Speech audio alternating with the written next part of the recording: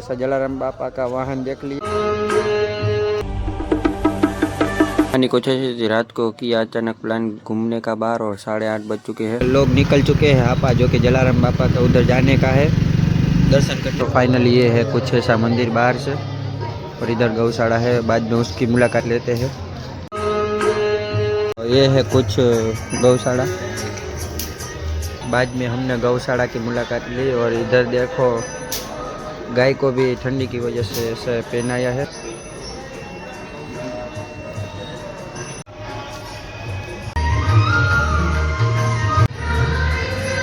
मैं इधर प्रसाद थोड़ा सा ले लिया है। बाद में मैंने ये बीच में ऐसा जलाराम बापा का वाहन देख लिया। तो हमने मंदिर से दर्शन करके थोड़ी प्रसाद लेके निकल चुके हैं अपने घर की तरफ। तो वच में फाइनल पेट्रोल डलवा लिया। बाद में इधर कावा पी लिया जो कि गुजरात में आप लोगों को क्या बोलते हैं मालूम तो नहीं है मेरे को। में कोई नई काम के लिए रुके और सीधा घर की तरफ निकल चुके हैं, तो सीधा घर जाके ही मिलते हैं।